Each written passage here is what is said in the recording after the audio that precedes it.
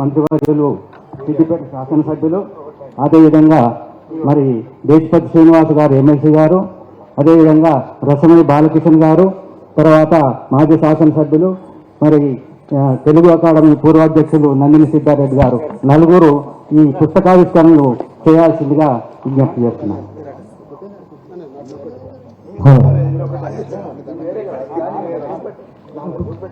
जोहार का करना, जोहार का करना, जोहार रू अंदु को जोहार रू अंदु को जोहार अब उड़ा करना अंदु को जोहार रू अंदु को जोहार अंदु को जोहार